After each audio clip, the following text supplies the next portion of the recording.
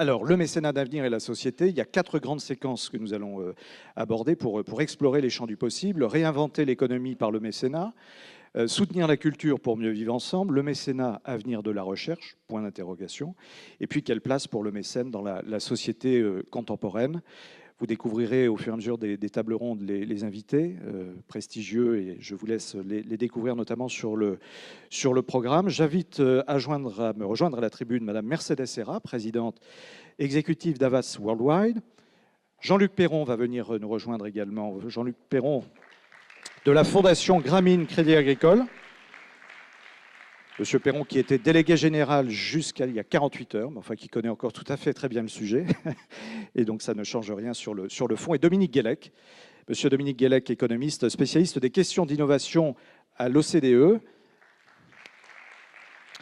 que j'invite donc à la tribune pour un petit, je ne vais pas dire discours, mais un exposé, une réflexion sur l'innovation, le mécénat et l'innovation. Monsieur Guélec, c'est à vous. Minutes. Merci, monsieur le modérateur. Et puis, j'aimerais également remercier Admical et les organisateurs de ce forum qui me donnent l'occasion de partager avec vous quelques idées et remercier le Collège de France, notre hôte, qui a eu la très bonne idée l'année dernière de créer une chaire d'économie de l'innovation, donc donnant une certaine reconnaissance à la fois au thème de l'innovation et à l'approche économique, chaire donnée à Philippe Aghion. Donc l'OCDE que je représente, c'est un organisme intergouvernemental de 35 pays membres, dont la France. Les missions de l'OCDE sont de conseiller les gouvernements des pays membres et au-delà sur tous les thèmes qui concernent la croissance économique. Et comme vous pouvez l'imaginer, ces thèmes sont nombreux et variés. C'est bien sûr la politique économique, mais aussi la politique d'éducation, d'emploi, d'environnement, j'en passe, et puis les politiques d'innovation dont je suis responsable. Alors, pour rentrer dans le sujet, parmi les nombreuses mesures que les économistes utilisent afin de mesurer le progrès économique, la plus répandue, c'est la productivité. La productivité, c'est en gros le produit par tête, le produit par travailleur.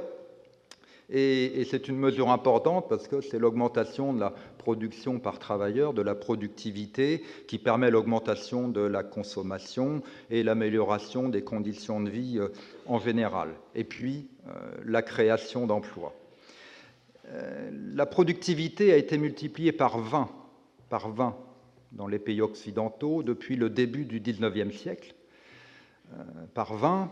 Et le facteur, non pas unique, mais essentiel de cette augmentation, c'est certainement l'innovation.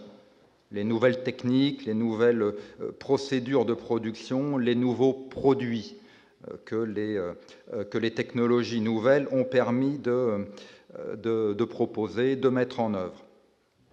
Et ces progrès dans la productivité ont été de pair avec d'autres progrès. L'espérance de vie a doublé, par exemple, dans cette période. La faim a disparu dans les pays occidentaux. La grande misère a été fortement réduite, d'ailleurs, dans le monde entier, notamment au cours des dernières décennies. Donc l'innovation a été dans le passé un facteur essentiel du progrès économique.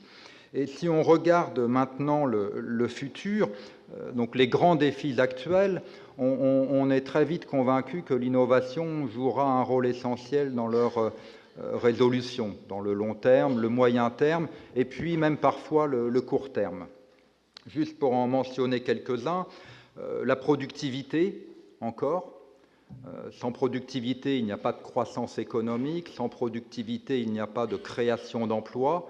Alors c'est un petit peu contre-intuitif, mais la productivité crée l'investissement, la productivité crée le revenu, et tout ça crée la demande, qui fait que historiquement, aussi bien que géographiquement, les périodes ou les zones de faible productivité sont également des périodes ou des zones de faible création d'emplois.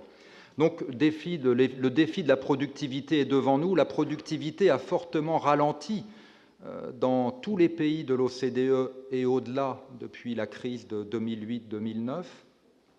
Elle est même en baisse dans certains pays. Et l'une des réponses, et certainement la réponse essentielle dans le moyen-long terme, c'est la mise en œuvre des technologies absolument superbes, dont certaines font rêver, que l'on voit devant nous, la robotique, l'intelligence artificielle, l'impression 3D, la numérisation en général. Donc la mise en œuvre de ces technologies veut dire de les développer. Et les développer veut dire de l'innovation. Donc, premier défi à relever, la productivité. Un autre défi, c'est la santé ou le vieillissement qui sont liés. On a actuellement un regain des résistances antimicrobiennes, par exemple, qui requièrent certes un certain nombre de changements dans les pratiques médicales, mais aussi la mise au point de nouveaux antibiotiques. Le vieillissement, c'est Alzheimer, ce sont les maladies neurodégénératives. Il y a des investissements massifs en recherche qui sont faits depuis des années. Ce n'est certainement pas suffisant si on en juge par les résultats jusqu'à aujourd'hui. Donc la productivité, la santé, l'environnement, le réchauffement climatique appelle clairement des sources d'énergie plus propres, et ça le plus vite possible, qu'ils soient neutres en termes d'émissions de carbone notamment, mais on peut aussi penser à l'importance d'une agriculture plus propre, et là également c'est de l'innovation qui est requise. Enfin, dernier défi que je pourrais citer, c'est le développement. On a vu l'innovation aider un certain nombre de pays au cours des 3 ou 4 dernières décennies. La Chine, par exemple, à se sortir de la pauvreté. Elle n'a pas été le seul facteur, mais elle y a certainement contribué. Si on regarde au niveau des pays les plus pauvres aujourd'hui, il y a des problèmes en termes de santé de la population, et ça, la mauvaise santé est clairement un facteur de mal-être personnel, mais aussi un frein à la croissance économique. On peut penser à une agriculture, à des variétés végétales plus appropriées. Et puis, il y a ce thème de l'innovation inclusive qui nous vient d'Inde, mais qui maintenant s'étend à beaucoup d'autres pays, qui consiste en quelque sorte à insérer les pauvres et les classes moyennes des pays en développement dans les circuits de l'innovation, à la fois comme consommateurs, en proposant des produits à des prix plus adaptés, et puis comme producteurs, en mobilisant le savoir, le savoir-faire, l'ingéniosité, par exemple, des agriculteurs des pays pauvres pour améliorer les pratiques culturelles en utilisant notamment les nouvelles technologies, les téléphones portables, etc. Donc, vous voyez, l'innovation a un rôle essentiel à jouer. Elle a joué un rôle essentiel dans le passé et elle a encore beaucoup d'importance pour l'avenir. Alors, derrière l'innovation, il y a de la recherche, non pas que toutes les innovations proviennent de la recherche, mais les innovations majeures proviennent pour beaucoup de la recherche et développement. La recherche et développement, c'est aujourd'hui 1 500 milliards de dollars de dépenses chaque année au niveau global. 1 500 milliards de dollars, pour vous donner une idée, c'est à peu près les 3/4 du PIB de la France. Donc c'est important. Il y a des entreprises dans le monde qui dépensent 5 voire 10 milliards de dollars en recherche et développement. Donc les efforts sont massifs. La France, elle investit 55 milliards de dollars, donc c'est à peu près 50 milliards d'euros. Sur ces sommes, à l'échelle mondiale, les gouvernements financent un petit tiers en moyenne, donc ce sont essentiellement les entreprises qui financent le reste, donc plus de 1 000 milliards de dollars. En France, c'est un petit peu différent. L'État finance un gros tiers et les entreprises un petit 2 tiers. Là où se pose un problème aujourd'hui est que les dépenses publiques ont stagné, voire baissé dans beaucoup de pays en matière de recherche depuis la crise de 2008-2009. Elles avaient augmenté durant la crise parce qu'il y avait des paquets de relance, et ces paquets de relance étaient centrés sur beaucoup de l'investissement public, y compris la recherche. mais comme on le sait, la crise de la dette souveraine est arrivée. Les gouvernements dans beaucoup de pays ont mis le frein sur les dépenses et la recherche fait partie, dans la plupart de ces pays, des domaines qui en ont souffert. Du point de vue de l'autre source de financement, les entreprises, il y a eu inversement un choc fortement négatif durant la crise, mais la croissance a repris ensuite sans rattraper les niveaux qui avaient été perdus avant la crise. Donc on est sur la même pente qu'avant la crise, quelque chose comme 2-3% de plus par an pour les entreprises, mais ce qui a été perdu pendant la crise, c'est-à-dire une baisse de 5 à 10% selon les pays, n'a pas été rattrapé dans la suite. Donc vous voyez que la situation financière du côté de la recherche au niveau global n'est pas forcément très brillante aujourd'hui. Alors pour vous donner quand même un message plus positif, je vais parler un petit peu du mécénat. Le mécénat, lui, par contre, est en expansion. On regarde aux États-Unis, on connaît tous la fondation Bill and Melinda Gates, c'est 45 milliards de dotation. Ils dépensent chaque année plusieurs milliards sur cette dotation. Et cette fondation s'est centrée sur les questions de développement et elle dépense énormément en matière de santé pour le développement. Elle a beaucoup investi dans la malaria, par exemple, le vaccin contre la malaria, des filets, etc. Et donc la recherche est une composante essentielle. Et la fondation Bill et Melinda Gates, compte tenu de la scène globale de l'aide au développement, est aujourd'hui une force majeure, parce que beaucoup de l'aide publique est assez liée. Elle est liée à certains pays, certains types d'opérations, etc. Elle n'a pas la mobilité, la capacité de réorientation et d'orientation que peut avoir une telle fondation. Autre exemple tout frais, celui-là, il date d'une dizaine de jours. Chan et Mark Zuckerberg, c'est Facebook, annoncent un don de 3 milliards de dollars américains pour la recherche en matière de sciences de la vie, dans le cadre d'une initiative plus large qu'ils ont annoncée il y a de ça quelques mois, visant, excusez du peu, à éradiquer les maladies, c'est un vaste programme, à l'horizon 2100. Et ils y mettent des moyens, donc 3 milliards de dollars il y a de cela une dizaine de jours, qui vont être investis pour beaucoup dans des centres de recherche, des infrastructures ad hoc créées en Californie notamment. Donc, il y a beaucoup d'autres initiatives de ce type-là aux États-Unis qui s'adressent par exemple à la lutte contre le cancer.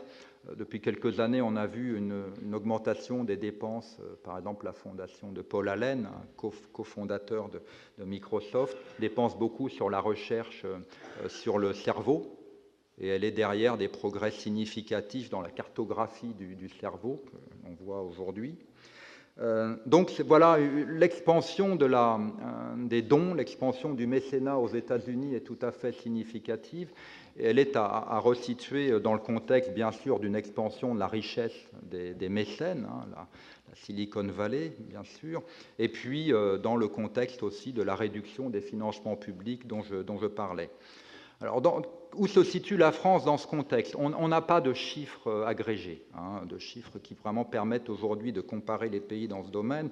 On sait qu'en France, il y a une longue tradition, c'est l'Institut Pasteur, c'est l'AFM contre la myopathie, les associations de patients. La France s'est dotée d'un cadre législatif pour les fondations, pour ce type de financement de la recherche dans les années 2000. Mais globalement, ce qu'on voit plus de notre pays, c'est le mécénat pour l'art, des musées, etc., financés par les entreprises.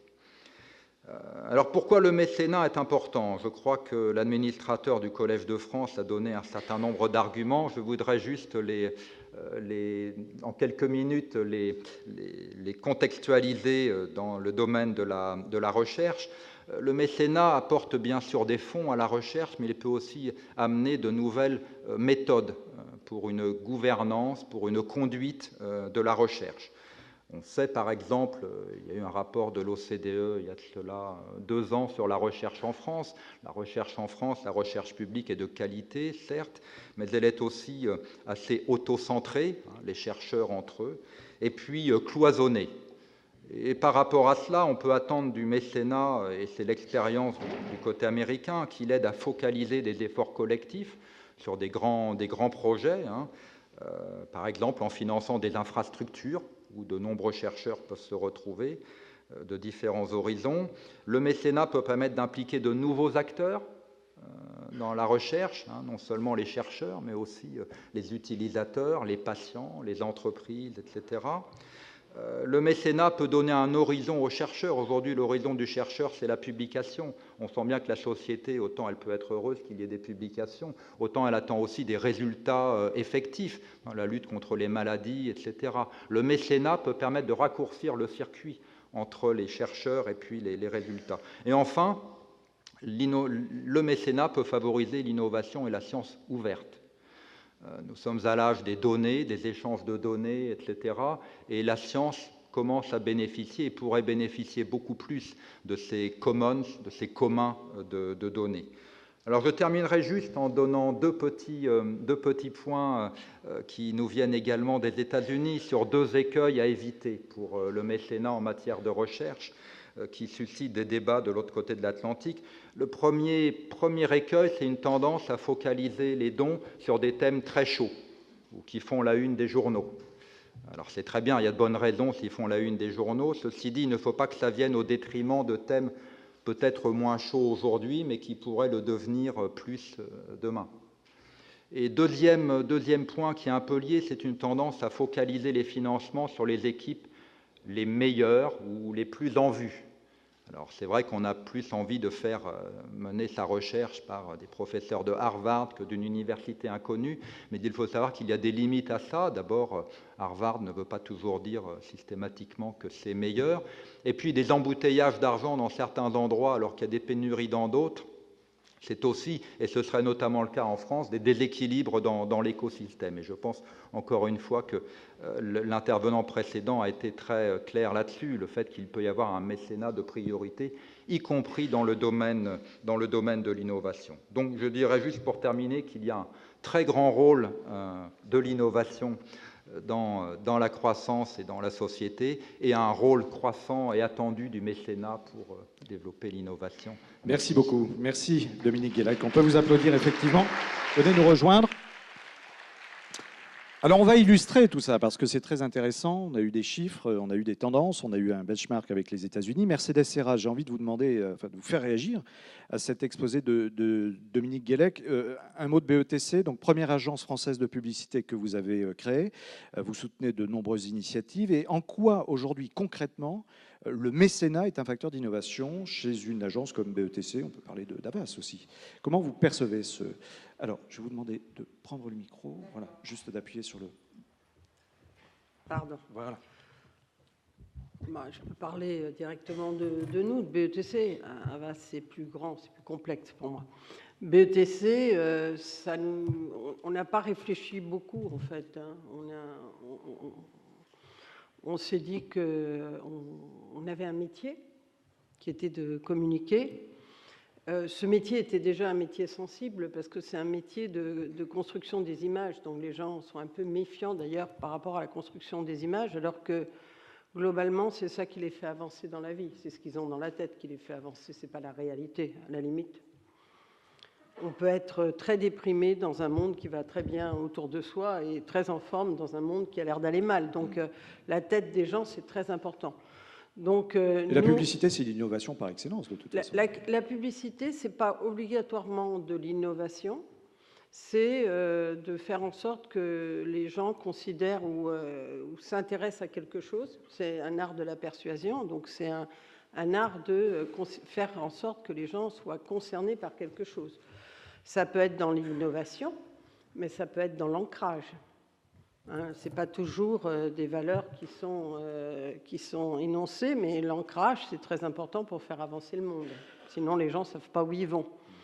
Et d'ailleurs, dans l'innovation, la vision française de l'innovation, elle est un peu compliquée. Si je la compare à la vision américaine, vous savez, la vision française, elle est très ingénieurale. On a inventé quelque chose. Les Américains, l'innovation, c'est ce qui marche. Et entre l'invention et ce qui marche, il y a les gens. C'est-à-dire qu'on a plein d'innovations que récupèrent les Américains, qui les rendent accessibles aux gens, et ça y est, c'est eux qui ont inventé. Alors qu'à l'origine, nous y étions pour quelque chose. Donc je pense que l'innovation, il faut aussi On n'a pas su garder le leadership, en fait. On n'a pas su faire en sorte que ce soit utile et simple pour les gens, et que ce soit perçu comme une véritable innovation pour les gens. Donc une innovation en soi, c'est d'abord c'est complexe, quoi. Oui. Soit c'est une évidence telle que ça casse tout, hein, c'est les forces d'Apple, etc. Ça n'a pas été leur budget de recherche qui a été leur force. Ça a été leur budget en capacité de communiquer autour de cette nouvelle force que représentait l'Internet, la musique sur un iPhone, etc. Donc, ceci pour revenir en termes simples, moi, dans mon métier, qui est un métier d'image, de ce qu'il y a dans la tête des gens, c'était assez facile de comprendre le mécénat et ça nous était assez naturel. C'est-à-dire qu'on s'est dit qu'il fallait avoir une utilité et que ça nous ferait du bien à tous d'avoir une utilité. Et on n'a pas plus calculé que ça. Alors maintenant, on a beaucoup d'utilité parce que, du coup, quasiment beaucoup de gens sont venus nous demander de l'aide et on l'a fait. Et puis ensuite, on s'est rendu compte que ça nous a été utile. Mais on n'a pas fait ça pour des fonctions. C'était pas à l'origine, bah c'était pas le but initial. On faisait ça parce qu'il y avait des gens qui arrivaient, qui nous disaient, nous donnaient des projets formidables, et on se disait, ils ont besoin de nous. Et ça nous faisait du bien. Et à force de faire ça, je suis persuadée que ça a servi évidemment l'image de l'agence, même si on n'avait pas tant calculé que ça, parce que c'était compliqué. Alors ça remonte à quand, ça, exactement? Ça remonte à l'origine de l'agence, parce qu'on est comme on est, et que dès l'origine de l'agence, alors plus on a développé de moyens, plus on pouvait aider les gens, parce que quand on avait moins de moyens, c'était plus difficile de prendre du temps des gens pour faire des choses, et plus on a développé des moyens, plus on a pu faire cela. Et en fait, c'était intéressant parce que parfois, vous savez, vous faites les choses pour rien et qu'est-ce que vous recevez en échange? Et je trouve qu'on a beaucoup reçu. On a reçu de la qualité de notoriété et d'image. On a reçu un bien-être des gens qui travaillaient chez nous, une fierté qu'on n'imaginait pas. Et je pense que la fierté qu'ils ont, c'est bien ce croisement entre l'utile, la vision qu'ils ont, et puis parfois de travailler pour rien. C'est hyper efficace. Donc voilà. C'est le côté, je dirais, business, mais absolument pas péjoratif dans le terme. Donc le côté retour sur investissement du mécénat, sur le plan de création de valeur, en fait. Il y a création de valeur bien sûr, et valeur humaine également. Bien sûr. En fait, le mécénat, c'est personne. En fait, les mécènes, les grands mécènes, les mécènes historiques, même les mécènes dans l'Antiquité, le mécène, d'où vient le nom. Ou le comité Médicis, qui avait été, le Médicis, c'était aussi des grands mécènes. Ils le faisaient probablement parce que ça leur faisait du bien, mais ils le faisaient parce que ça construisait une renommée exceptionnelle. Donc, en fait, le mécénat, ça continue à être ça aujourd'hui. Et si je suis un peu plus concrète, pourquoi est-ce qu'on le recommande à nos entreprises, aux entreprises qui viennent? C'est parce que les gens le demandent.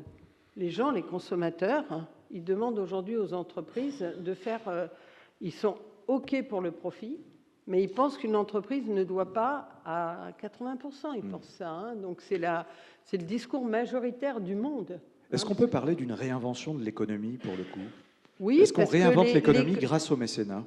On réinvente l'économie, je ne sais pas, mais le mécénat fait partie... Dans l'économie, il y a du réel et il y a ce qu'il y a dans la tête des gens. Ce qui fait le succès d'un produit, c'est le fait que vous allez vers lui. Ce qui fait le succès d'une marque, c'est le fait que vous allez vers lui. Ce qui fait le succès d'une entreprise, c'est la même chose. Donc, en global, oui, parce que le mécénat a construit ou est demandé par les gens parce qu'il construit une positivité à l'égard de l'entreprise. Eux, dans leur vision aujourd'hui de l'entreprise, ils considèrent qu'une entreprise doit faire du profit, mais pas que. Ils considèrent qu'une entreprise doit rendre, et dans ce rendre, il y a le mécénat. Attention, ce n'est pas rendre n'importe comment. Ce n'est pas désordonné le mécénat. C'est-à-dire, les entreprises, elles ont un métier, et les gens sont plus confortables quand il y a un lien entre ce métier, si possible d'abord bien fait. D'abord, on vous demande de bien faire votre métier.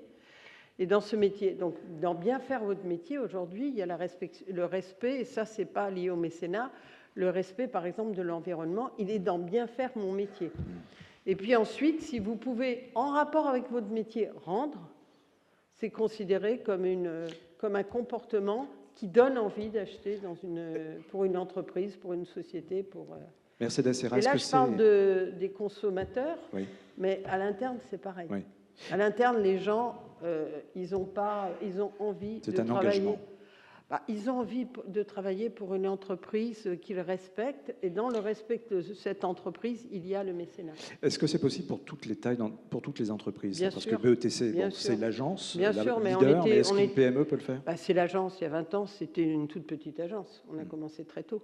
C'est un problème de générosité. La générosité est toujours une valeur forte et perçue très vite par l'extérieur. Ça vous fait du bien, la générosité. Et j'aimais bien ce que disait... Monsieur Guélac. Oui, et aussi ce qu'avait dit notre président, notre administrateur du Collège de France, celui qui donne, il reçoit beaucoup. Donc c'est pas... je me souviens de Fadela Amara, arrivant dans une entreprise que je ne citerai pas, et qui disait sans arrêt charité, je ne sais pas trop quoi, et puis sa capacité à comprendre les choses a dit mais c'est pas de la charité là, c'est de la responsabilité. Et je pense que dans la responsabilité aujourd'hui des entreprises et des gens, il y a cette envie de participer de façon d'ailleurs assez professionnelle, pas pour faire n'importe quoi, à quelque chose qui ou dépasse l'entreprise ou la tire vers le haut. Tirer vers le haut, c'est probablement à ça que sert le mécénat. Force d'exemple, vous avez un cas précis qui vous tient à cœur, particulièrement, dont vous êtes particulièrement fier. Vous devez en avoir beaucoup, j'imagine. Oui, je suis fier de beaucoup de choses. Musée d'immigration, je suis fier. Non seulement je suis présidente du conseil d'administration, mais du coup, j'ai pu faire travailler l'agence comme si c'était... j'étais cliente et je procurais les campagnes. Donc pour un musée qui n'avait rien, tout le monde ensuite est venu en me disant on ne vous a jamais autant vu. Mais pourquoi? Parce que non seulement on a réussi à beaucoup donner, nous, de la qualité, mais en plus on a embarqué plein de gens autour de nous. Plein de gens, c'est-à-dire les Decaux, tout ça, tout ce que je fais, je le dois à tout ce que me donnent les autres. Vous avez essaimé, en fait. Mais c'est intéressant parce que c'est un sujet... Mais j'aimais bien aussi le mot conviction. Vous savez, il faut avoir des convictions. Donc on a des convictions sur la logique de diversité, d'immigration. Donc ça, c'est un point important. C'est une conviction qui est énoncée dans l'entreprise. Mais on a eu aussi des convictions. Récemment, on a eu un monsieur qui s'appelle Amin Benyamina et un docteur Renaud, 2 docteurs, qui avaient inventé un portail pour les addictions. Et le problème des addictions, alcool, tabac, drogue, il est énorme. Et les gens ne savent pas, ceux qui le subissent ne savent pas quoi faire, et autour, l'entourage ne sait pas quoi faire. Donc ce portail était une idée géniale. Ils n'avaient juste pas un sou pour en faire parler. On a inventé cette fille sur l'Internet qui, chaque jour, on postait ses photos, donc tout le monde se passionnait pour elle, sauf que personne n'avait repéré que tous les jours, elle avait un verre d'alcool à la main. Tous les jours.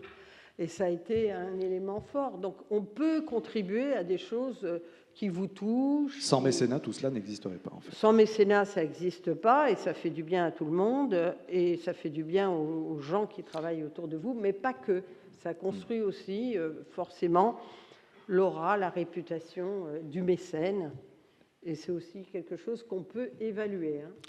On peut le quantifier. Merci beaucoup, Mercedes Serra, pour ce témoignage. On peut vous applaudir, d'ailleurs, pour ces initiatives. Jean-Luc Perron. Jean-Luc Perron, alors vous êtes spécialiste de la microfinance, de l'entrepreneuriat social. J'aimerais bien que vous nous parliez de ces nouveaux formats économiques qui émergent. Dominique Guélec l'évoquait tout à l'heure dans son allocution. Alors la fondation Grameen Crédit Agricole innove jusqu'à très loin. Et la notion, je ne vais pas dire charité, mais la notion de recevoir en partage, ça c'est ce que vous connaissez aussi et vous le vivez, je crois, notamment particulièrement au Cambodge. Oui.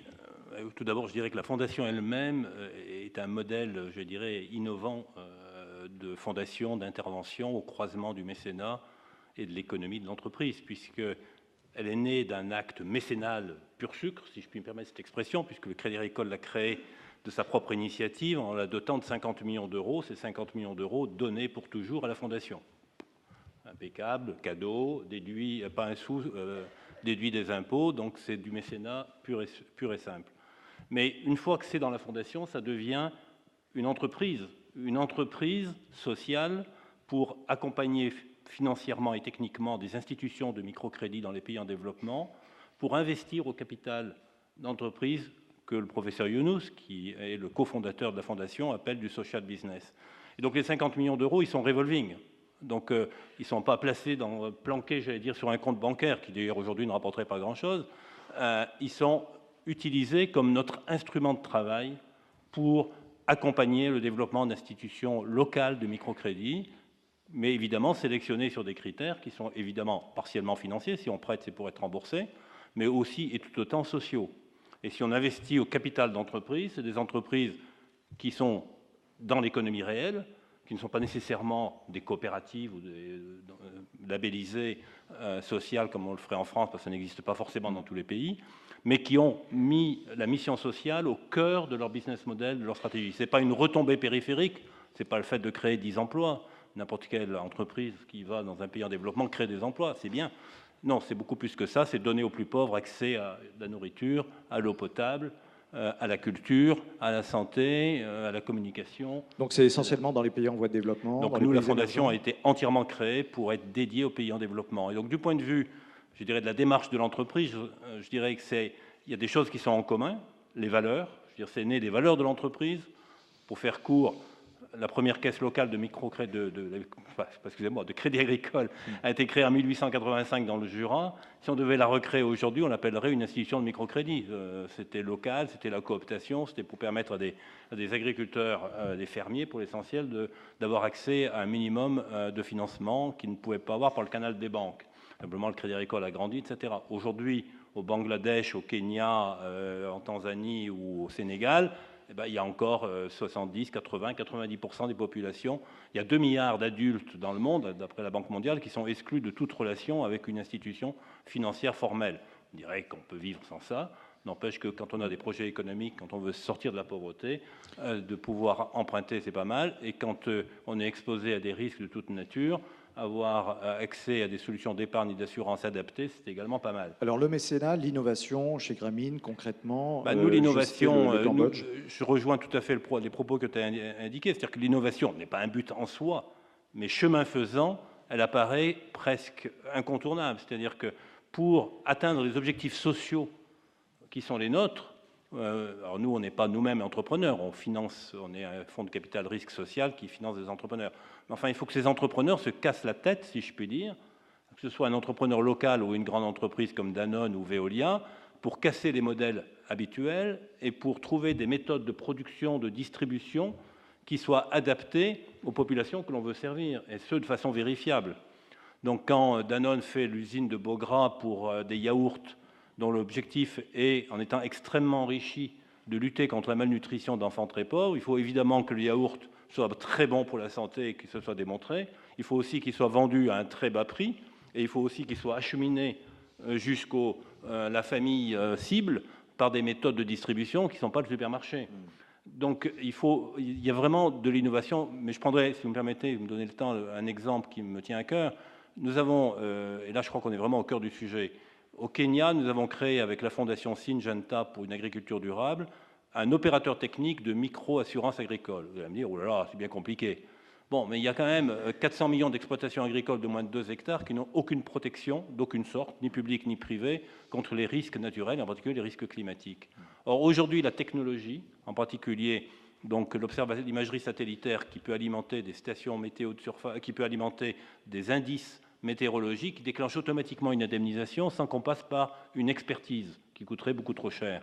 Bref, je ne peux pas développer cela devant vous aujourd'hui, mais on a créé cet opérateur qui, l'an passé, a apporté une assurance minimale contre les risques climatiques à 400 000 agriculteurs au Kenya, en Tanzanie et au Rwanda. Et cette entreprise est une entreprise commerciale. Elle est détenue à 100% par 4 fondations. Mais alors pourquoi le circuit traditionnel de l'économie traditionnelle n'y a pas pensé avant? Pourquoi il a fallu attendre le mécénat en l'occurrence le Non, vôtre. mais je crois que tout bouge à la fois. Il y a un double mouvement. Les fondations qui étaient pendant longtemps, traditionnellement, surtout en France, campées dans le champ traditionnel du don, de la subvention, et dans des champs qui étaient beaucoup plus culturels, sociaux, ont fait mouvement. Et donc, on voit apparaître ce que j'appelle des philantrepreneurs, comme les Bill Gates et compagnie, mais également en France, Alexandre Mars ou d'autres, mais il y en a certains dans la salle d'ailleurs, des philantrepreneurs ou ce qu'on appelle la venture philanthropie. Et je vous signale qu'il existe une European Venture Philanthropy Association avec plus de 200 membres dans 29 pays européens qui réunit sa conférence annuelle dans un mois à Paris à la Maison de la Chimie. Publicité gratuite, je n'ai pas d'action. Mais tout ça traduit un mouvement où la philanthropie sort de son champ traditionnel, devient investisseur et entrepreneur, mais pas n'importe où, pas n'importe comment. Et là, évidemment, il faut avoir des règles. Et puis de l'autre côté, vous avez des entreprises qui sortent de la RSE, j'allais dire traditionnelle, c'est pas gentil, mais d'une RSE un peu déconnectée parfois de leur métier, et qui s'engagent dans des projets à long terme, en engageant leur expertise, leur financement et leur réputation dans des projets de ce type. Moi, à la limite, peu m'importe que ça vienne d'un bout ou de l'autre.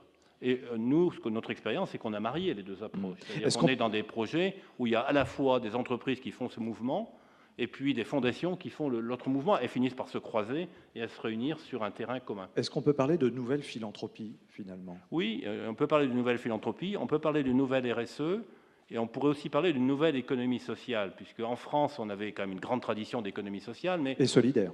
Oui, mais justement, c'est le point. C'est que cette économie sociale était un peu enfermée dans des statuts. C'est-à-dire, le statut de la coopération, le statut de la mutualité.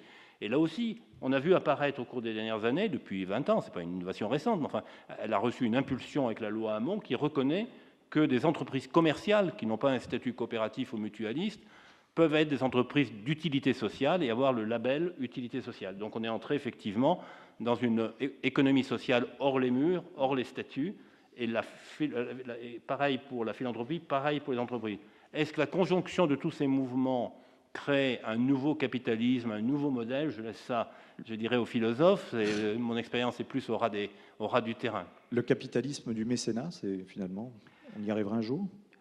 C'est l'expression qu'a employé Bill Gates à Davos en 2008. Là, on a franchi un pas quand même. Il parlait d'un capitalisme philanthropique. Simplement, à propos de Bill Gates, dont il a été beaucoup question, voilà quelqu'un qui, pendant 30 ans, a développé avec beaucoup de succès une entreprise en faisant fonctionner toutes les ressources de son cerveau, avec rigueur, avec obstination, avec sans doute des méthodes assez implacables aussi, pour créer de la valeur pour l'actionnaire. Puis, au mi-temps de sa vie, il passe de l'autre côté de la montagne, il devient un philanthrope et il met la même énergie, la même motivation, etc. Donc on peut en tirer deux leçons ou deux questions. La première, c'est que clairement, ce qui fait bouger les gens, les entrepreneurs, c'est pas que la recherche du profit, c'est les mêmes qualités, les mêmes motivations qui peuvent conduire à des entreprises sociales ou à des entreprises philanthropiques que des entreprises purement capitalistes.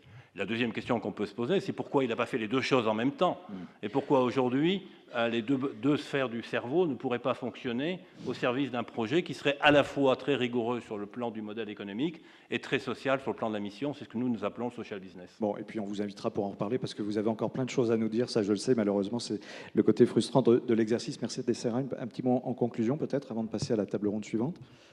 Pour moi, on travaille aujourd'hui sur Danone. Peut-être certains d'entre vous ont entendu le speech d'Emmanuel Faber à HEC quand il a donné les diplômes, enfin le dernier moment des diplômés, où finalement il est en train de raconter un récit tel que vous le faites, c'est-à-dire quand un capitaliste, en l'occurrence qui est censé faire du bien à Danone, emmener l'entreprise le plus loin possible, se dit qu'il ne peut pas l'emmener contre des propos qui ne seraient pas des propos aussi positifs, socio-positifs. Et je pense qu'il y a des choses qui se réinventent. Et c'est vrai que ça donne une écriture. Alors c'est compliqué parce que la presse en doute, les médias en doute, on est toujours un peu soupçonneux devant cette ouverture.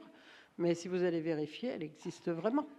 Et elle est vraiment intéressante. Et je pense que là où on a du mal à admettre, c'est que cette efficacité Et cette rigueur, elle est nécessaire pour de la philanthropie et que l'on peut croiser que probablement le monde a besoin de choses qui croisent plus des valeurs à la fois sociales, mais à la fois de rigueur et d'efficacité. Donc, c'est des éléments intéressants et passionnants, et je pense que le monde bouge. En tout cas, si on revient aux gens, les gens, ils sont là. Ils sont bien plus en avance que les entreprises, puisque leur exigence et leur rêve, elle est bien autour de ça. Merci infiniment pour votre témoignage à tous les trois, Mercedes Serra, Jean-Luc Perron et Dominique Gallec. Merci beaucoup.